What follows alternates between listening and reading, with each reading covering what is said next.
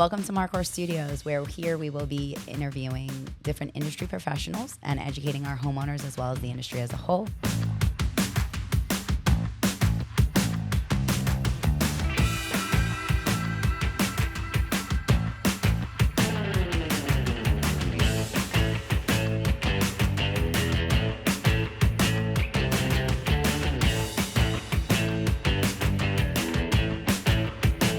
Hope you enjoy the show. Welcome to Marcor Studios. We are here today with our very own VP of Solar, Carrie. Thank you for joining us today. Thank you. So let's talk about what we do every day. Yeah. Let's start with the Orphan systems, what an Orphan system is, and that we are these like foster moms of solar at the moment. Pretty much.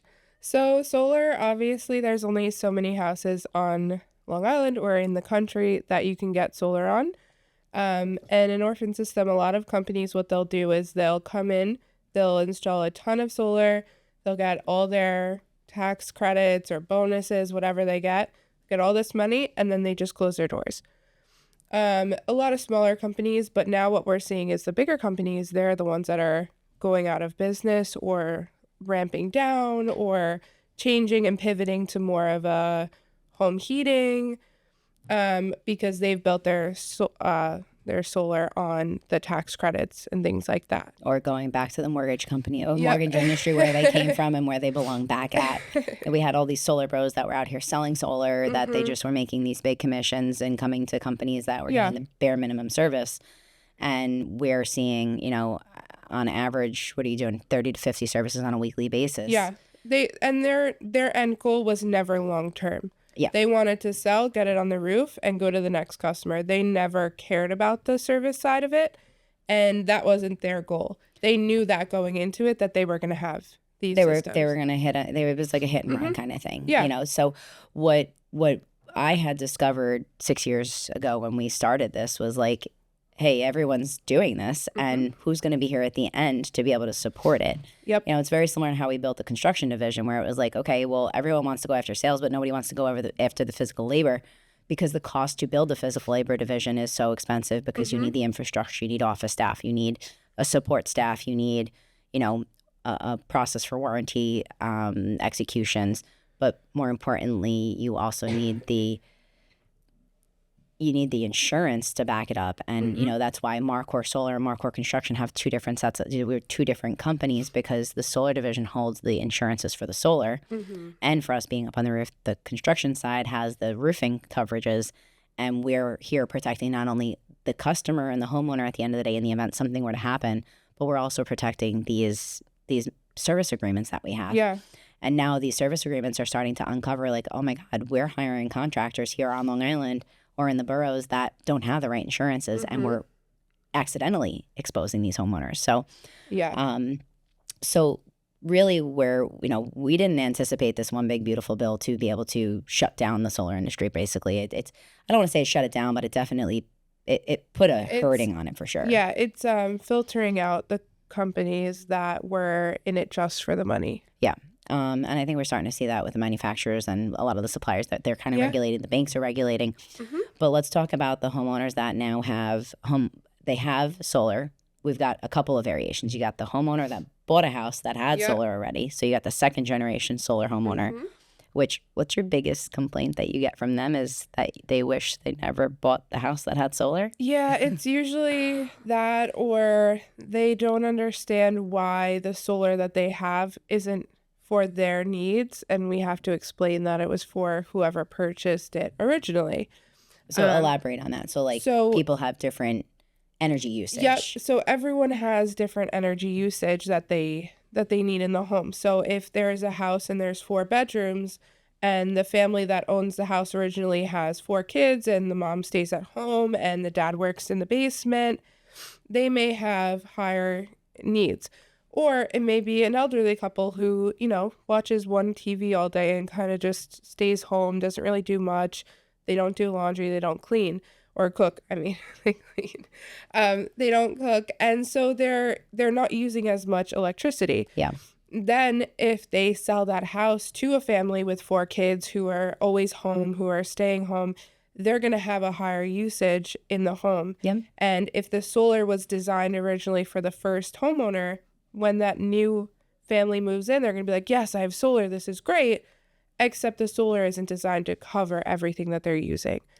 So we've got that issue. Then we've got also the issue of the homeowner that buys the house that didn't know that there was a leak or anything, or it got put on a 3-layer roof, and now they're facing those issues. Yeah, or it wasn't checked in the home inspection or anything like that, and now they have issues.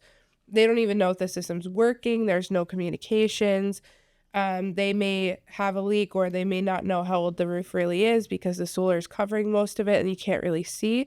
So there's many different things that can be missed during the solar, process. Yeah. So now we've got also what we're seeing a lot on the service side is we're pulling these systems, and maybe systems were installed without the critter guard or the pest traps. Yes. So we're seeing roofs completely, shredded on the inside, or electrical completely eaten up from the squirrels. But so now a lot of those things would not necessarily fall under a warranty. That homeowners are not realizing. And as much as solar for all these years was sold that it's more of like a maintenance-free thing, we live it day to day. It's not maintenance-free. There's definitely maintenance involved, and it still is a great benefit. People are saving money, and if it's handled and it's handled proactively the right way, a lot of people aren't watching their systems to see how they're being monitored. It's like a car. You watch it for the first few weeks because it's something shiny and new, and it's like, ooh, I want to see it, and then people forget. And then what happens is they forget until they get a bill. Yep. And then it's like, wait, my solar hasn't been working, or something's been down for months and months and months. But if you just checked it and caught it right away, then you'd be able to save that money and make sure that your systems fully were functioning, which is why we offer monitoring and packages like that where we'll watch it for you, or we show homeowners how to watch their system as well. Yep. So if they want to do it themselves, we'll show them. I always suggest homeowners always check their solar once a week, no matter how old the solar is, whether you got installed yesterday or you got installed 10 years ago. Always check it once a week. Just go into whatever app you have and make sure that it's working. But let's be real, it's 2026, and the average person, including someone like myself, doesn't check the system until I get an electric bill. And we've lived it together on my own system. Exactly. An optimizer goes out or something like that. Not that it's going to cost you a lot of money for something small going out like that, but if your system's down, you have panels, multiple panels down, and your system's not fully functioning, you're going to start to see some electric bills or a spike in those things. And it was interesting this weekend, on Facebook, you see a lot of these community pages or these moms pages, and it was interesting. I came across Babylon, Lindenhurst, and West Islip.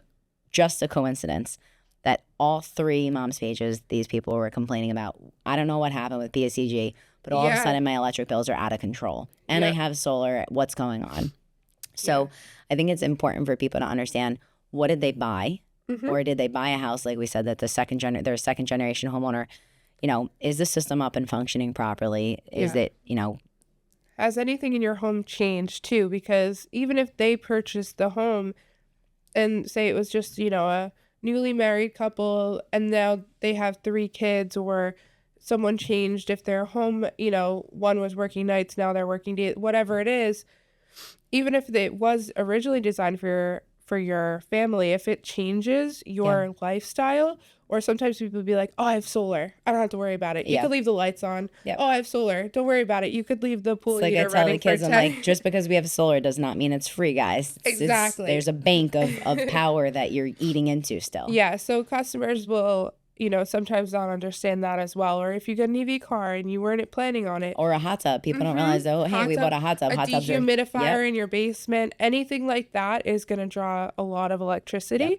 And you're going to end up you may have electric bills. You may need to either do an add-on system or upgrade your system.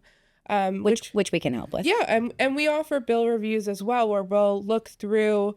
I love looking through 12 months of people's bills and seeing exactly where it started to spike, or when they stopped, banking credits and things like that. So we're able to kind of pinpoint in April, that's when we turned the hot tub on. Okay, well, that makes sense. Or hey, we did work on our house from these 3 months and your usage increased because you had, contractors in and out. Exactly. Or you had a flood and now your dehumidifiers are running 24/7, things like that. People, you don't realize because it's just what you do, but those are what pull the most electric from your home. Well, let's talk about time of use too. So PSEG has this time of use where they have peak, off peak, and super peak, these rates that are changing, and a lot of people are not understanding. And it was interesting because I like to just read the comments of like what the public is, misunderstood with, or maybe they're not following, they're not they're not understanding what's happening. So a lot of people were like, well, if you have solar, you can't opt out of time of use, and that's not true. Yeah. If you're not paying attention to the fact that, where you haven't opted out and a lot of your electric is used at a later part on a peak or a super peak point, you're going to see changes in your electric bill. So those are things that are important to take into consideration as well. Yep. And every home is different. So some solar customers, it makes sense to be on time of use and some don't. And you can still opt out of it for now. So we always suggest looking at your like specific family's usage and kind of deciding person by person. There's no generic yes or no. There's no like box you can check like this works or this doesn't. But at the same time, like think about somebody who maybe got solar 10 years ago to now, and maybe they went since COVID, they started working from home. And now their usage is up, or maybe they had younger kids at the time, and now the kids are running Chromebooks in the afternoon. Yeah, or the PlayStation all night. You don't realize like how it adds up. I mean, my kids alone, they had the PlayStation and the switches, and they were all on for hours and hours and hours every night. You don't realize even just being on, it's like, oh my goodness. Yeah, there's definitely different energy habits for different houses. So let's shift gears a little bit towards service. Let's talk about what kind of things we can service, what kind of situations with this whole orphan home, the orphan systems. You got these homeowners that contracted with a company, that these companies are no longer in business, whether it's the panel manufacturer, whether the leasing company is no longer in business, whether let's talk about the nitty gritty with that, because those are big issues. And there's a few different things. So some customers, their entire company is out of business, so they have a workmanship warranty with X, and that company has now gone out of business. They are not expecting to pay for labor or things like that if they have leaks or things go down, but now they don't have. Most product warranties, like through the manufacturers, will transfer. So if you have, a panel warranty, most of the time they will transfer. But what also happens is some of those companies go out of business as well. Correct. At that point, if your system is starting to go down like that, we can help. We can source pretty much anything for any solar system. So we're able to source old system parts. We do that a lot. So for some of our partners as well as for homeowners. And we're able to service those as well. So anything that's been installed that is a PV system, we don't touch hot water, but we do anything PV, whether it was installed 20 years ago or today. We have technicians who are well versed in all different racking, all both different residential panels. and commercial. Yep, residential and commercial.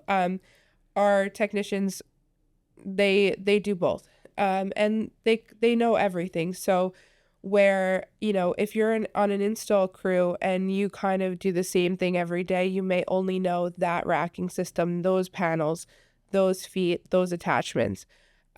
Being a service-based company, every day we see something different. So every day our team is learning something new. So we're able to pivot. And then we've also got the roofers on staff with the solar guys. So like the troubleshooting is very seamless. And the roofers make sure that the roof is taken care of during the installation, which is something that a lot of companies missed. We see a lot of leaks. We see a lot of, customers who the solar company says one thing, the roofing company says another. Now they're out of warranty of both, and it's raining in their living room. Or, they're having mold issues in their attic, things like that. Speaking about raining in the living room, talk to us about, remember when you had your neighbor that we got a call. We got a couple of scenarios where people were like bottlenecked with these manufacturers or with these companies. Tell us a story about your neighbor, what happened, the new neighbor that moved in. Oh, yeah. So we ended up doing a removal and reinstall for one of my neighbors down the street. Not knowing that you were the neighbor. Not knowing they were my neighbor. They, we kind of showed up and I introduced myself, and they were telling me, oh, we just bought the house and it was missed during the inspection, and we were sitting one day in our living room, we had just gotten everything done. The house was like brand new. Everything was custom woodwork. It was a beautiful house. And it started leaking. And they had just redone everything. They had just painted. They were moving everything in, and their entire living room started leaking. So they had to stop what they were doing, moving in, take everything out of the house, cut open the ceiling to figure it out. And it was coming from the solar. The solar had been installed for 10, 12 years at that point. Whether it had leaked previously and the old homeowners knew about it, or if it was a new leak, or if it had been leaking somewhere else and just hadn't made it into the main house. No one caught it on any inspection. So now they were on the hook for the removal, the new roof, and the reinstall. And any plywood damage or anything like that, which is unfortunate. So we want to, jump in front of that, which we'll eventually get to, of what we do there. But let's talk about, let's say that homeowner didn't go through the proper channels to say, hey, let me go back to the original installer. Okay, great. They're out of business. Then they went to the company that held I believe this was a lease or power purchase agreements. They went and and those could take weeks or months sometimes to get through to these companies. Yeah. So by the time they get to us, they're pretty pissed off. And we're just here helping. We're the first person they've spoken to, or the first person that they've been able to get on the phone. And it could be months, it could be years. It really just depends. It's, we're in the line of fire in many cases, but we're also the ones here just by the time it gets to us, it's just so escalated that it's just getting assigned to us from these other companies, but they have to go through those channels. So 2 things I want to cover here. One is what happens in that type of situation when they say, all right, well, we're just going to call, so-and-so roofing and let them remove our system. Yeah. What kind of situation does that happen with what does that do to the homeowner? We know from a licensing standpoint and insurance standpoint that you have to have a separate solar license. And if you're going to touch any solar, you can't just have a home improvement license. So it's very important as a homeowner to make sure that if you have somebody touching your solar, that you're checking their Suffolk County or Nassau County or city license to say, do they have a solar license? Because if they have roofing coverage, it does not cover them for the electrical, and Consumer Affairs will issue a license specifically for solar. Yes. And same thing with solar, you have to understand, do they have a component for roofing, which is why we have 2 separate divisions here. But aside from a licensing standpoint and an insurance exposure standpoint for the homeowner, let's talk about what happens to if they have a loan or they have a lease or a power purchase agreement. We're talking about if Joe's Roofing or Charlie's Roofing comes up and says, I could take that system down. You have a few different obstacles when that comes to that. So if it's a lease, you don't own those panels. You don't own anything on your roof. Someone else touches them, you're now in breach of contract. So what does that mean to a homeowner? If a homeowner says, even if they touch it? Yeah, they can get fined. They can owe whatever's left on the lease. They can accelerate payments. Yeah, so pretty much if you have a 20-year lease and you're in year 1 and you have $30,000 left in your lease, they could say, okay, tomorrow $30,000 is now due. Yeah. And then, you're going to collections or they're suing you, whatever it is, to get that money. The other thing is if you're in a loan, they can actually call your loan. So they can call the company that you took the loan through and have the same thing where now your entire loan is due because and I live that of contract. I remember when I had an issue on my system with the solar company before we opened up our solar division. I had an issue. They caused as our listeners have heard, tens of thousands of dollars. It was about $30,000 of damage in my house, and the company had called me and said, hey, well, you can't have anyone else touch the system because you'll be in breach of contract and the bank will call your loan. And that's where I actually learned it from, was my own experience. And I said, yeah, but they just caused $30,000 of damage in my house. Why am I going to want – and I let them come back and they caused more damage. So why am I going to let them come back a third time? I'm going to hire somebody else or handle it myself.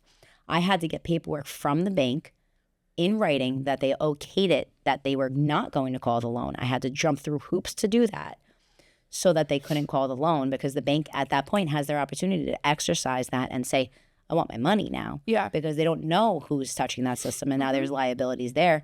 The bank has a vested interest. That's why there are liens put on the property to protect that interest in the property. Yeah. But no. And it's also just dangerous in general. So correct. Roofers, if they're touching the panels, it's very different than just taking anything off your roof.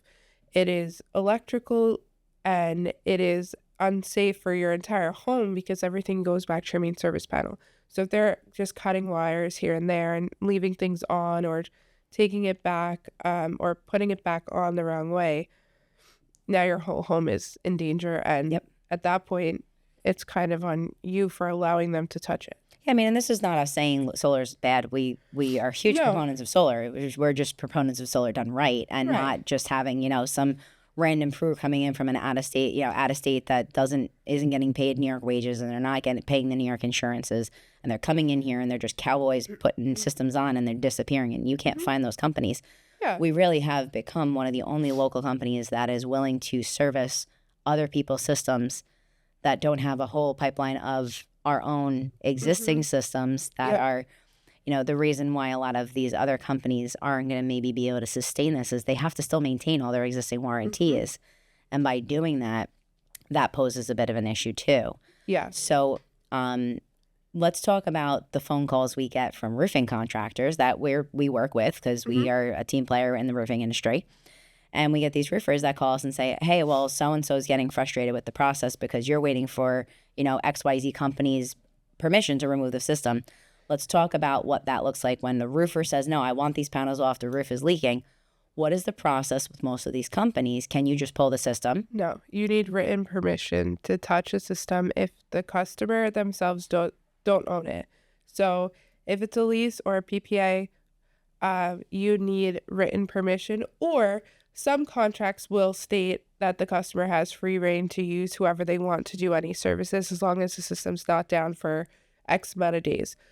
But if we touch the system, or if anyone else touched the system now, that leasing company can go after the homeowner and us because we've now touched their equipment. Correct. Well, we're certified to touch them, so we're okay, but we still notify the companies. But sometimes even if they don't give us permission, we have to have the written permission. Yeah.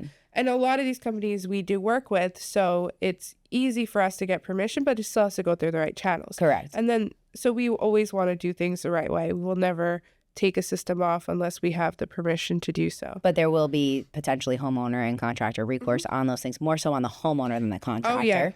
Because the homeowner is the one that's in breach of the agreement. Contract. And usually where they're finding it is on, like, you know, the 28th page in, like, very tiny font. These contracts are 20 to 50 pages, and I don't know anyone that sat there and read all of them before they signed it. We live that all the time on a daily basis, where people say, "Oh, I didn't read that part, but you signed it." So you know, there's that's not an excuse in the court of law. Exactly. However, you know, when we're dealing with these systems that we're removing, I know that it can be frustrating for some of these contractors because they want to get the roof done, let's say, but we do have to follow these proper channels. You know, and I think that it's most important for the listeners right now to understand that you cannot just go because you want to get it done. The exposure of what you have, and the reality is that what we have to do on a daily basis when we actually remove that system, there's a way for the solar companies to know if somebody else touched that system. We are stringing that system. We're showing them the SKUs on each panel, on the order that they came off and the order that they went back. So if all of a sudden somebody changes that or changes the brackets or doesn't notify the company, hey, we're using XYZ bracket, they're going to know that somebody else touched that system, and it's going to trigger them to be able to say, hey, we know somebody touched this. We have photographs of everything, and that's the purpose of why they want the permission. Because when we follow the permission, when we close out with the photos of what we did, so they can have their belt and suspenders, they cross their T's, they dot their I's. Exactly. Now we want to make sure that it also saves us as well, because we're showing them, hey, we did this the right way. A customer, you know, we've done a removal and reinstall. We've put everything back the correct way. We've put it all on. The customer comes back 2 years later and says, I'm having an issue. Yep. And we go and check it out, and it's none of the equipment that we put back up. Yep. Or everything so the roofer must have taken something else off and put it back on. But because we have that documentation that shows that we did everything the right way, now it's not on us. Where if we didn't have that, you know, now we're going to be... Well, not even so much just not on us. It's also protecting... It's mainly protecting the homeowner, because the homeowner is the one who said, hey, well, you know, I allowed XYZ to do it. Exactly. And now you're in breach. The contractor as well, or the... what is it? The company, like the solar company. Yeah. because they're, now that customer may be in a breach of contract and they're able to have the proof that they need, to say, hey, you had a random person touch your system. Now you've done things the wrong way. Yeah. And this is the stuff we're not, most homeowners aren't going to hear about yet. Right. But those are going to be the things that come down the road, is because they're getting frustrated, or even like, let's say their system's not working, so they stop paying their loan. All they're doing is hurting themselves. So it's important for them to know that Marcor Solar is here, and Solar Solutions is a division to help. The Solar Solutions side is going to be more the monitoring and the maintaining of the system. Marcor Solar is really the boots on the ground, and that's why even with the roofs, when we really are dealing with a new solar system, even for any of our partners we do installs for, boots on the roof is so important. Drones are easy to be able to say, hey, listen, we could fly a drone. Right. But you're missing things. You're missing things. And then all of a sudden they go to show up the day of the installation, and either they're putting it on a bad roof, or because they're turning their head, they don't want to cancel, or they're facing the homeowner with a ton of cancellation fees because they say, hey, listen, it's in your contract that the roof has to be in good standing, and nobody ever got on that roof. They just flew a drone. For us, that's a non-negotiable. We have to have boots on the roof before we make somebody sign a final contract. Yeah, we always do that before they sign the final contract too, because we don't want them in an agreement before we know that it's the best option for them. Yeah, we don't want people working with us if it's not the right fit for them. Yeah. So what would be the best way for homeowners that are struggling with any type of solar service related issues, whether it's a leak and their company's no longer in business, or they're struggling maybe getting a hold of one of their solar companies that they have a lease or a power purchase agreement with, that they're struggling to get a hold of somebody, we can help them with that. And we can expedite this process.